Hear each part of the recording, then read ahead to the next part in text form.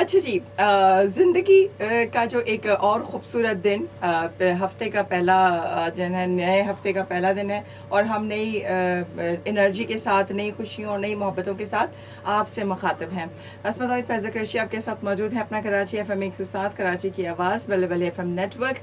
بتاتے چلیں کہ آج ہم بڑی خوبصورت بات کریں گے، کیونکہ آج ہم بات کر رہے ہوتے ہیں پیر کو پرورش سیگمنٹ میں بچوں کے حوالے سے. تو بچوں کی تربیت اور ماں کا خوش رہنا آج کا ہمارا ٹاپک ہے، اور ہمارے ساتھ پی آر سی سے لائف کوچ یاسمین کھتری موجود ہیں، اور ہم ان سے بات کریں گے، ویلکم کریں گے، اور یاسمین سے پوچھیں گے یاسمین، ماں کا خوش رہنا کس لحاظ سے ضروری ہے؟ السلام علیکم. وعلیکم السلام. ماں کا خوش رہنا ہر لحاظ سے ضروری ہے. اگر ایک ماں خوش ہوگی تو اس کے بچے بھی خوش ہوں گے. یہ تو سیدھا سا جواب ہے اس کا.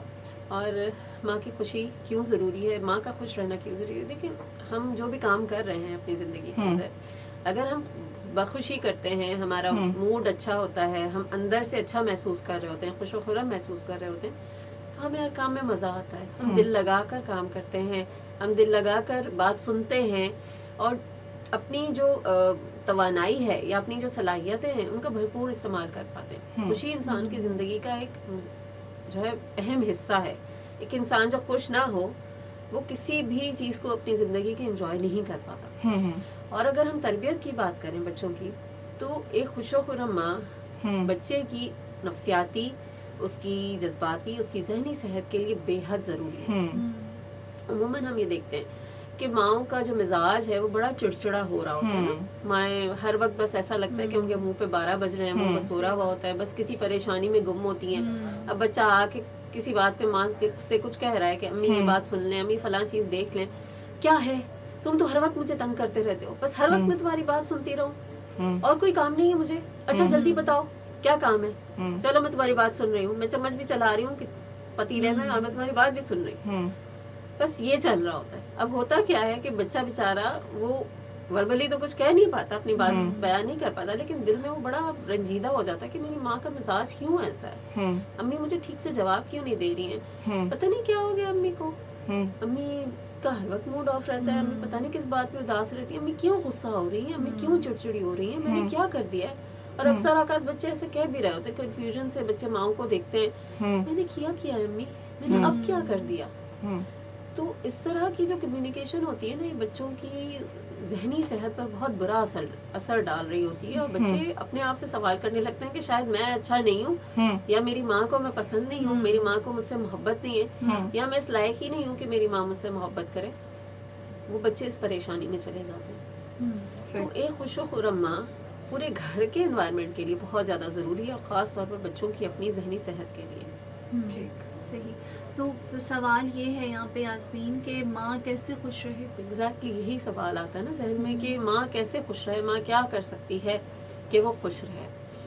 اگر ہم پڑھیں اس بارے میں، خوشی کے بارے میں، خوشی کیا ہے، خوشی کیسے حاصل کی جا سکتی ہے، تو ریسرچز یہ بتاتی ہیں کہ جو سب سے بیسٹ انڈیکیٹر ہے یا سب سے بیسٹ طریقہ ہے جس کے ذریعے خوشی حاصل کی جا سکتی ہے، وہ ہے شکر گزاری.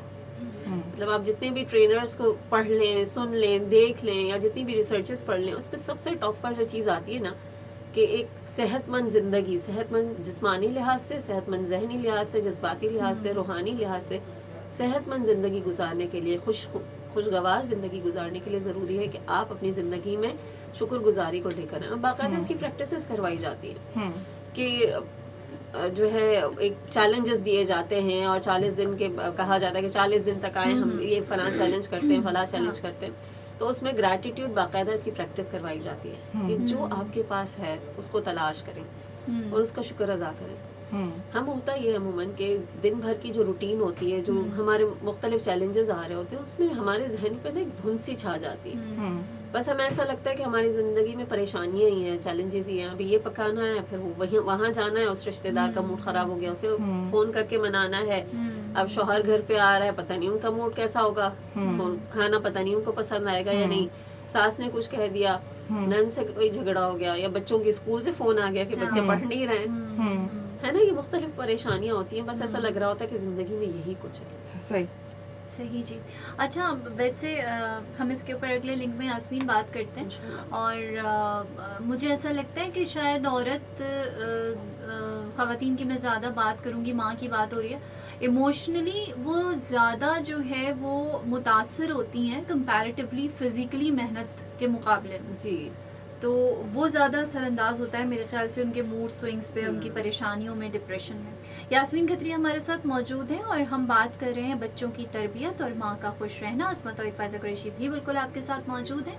آپ کال کر سکتے ہیں ہمیں 1111-107 1111-107. واٹس ایپ پہ میسج کر سکتے ہیں 0345110410 0345110410. سنتے رہیے اپنا کراچی FM 107 کراچی کی آواز Balle Balle FM net work. Segment ہے ہمارا پیرنٹنگ.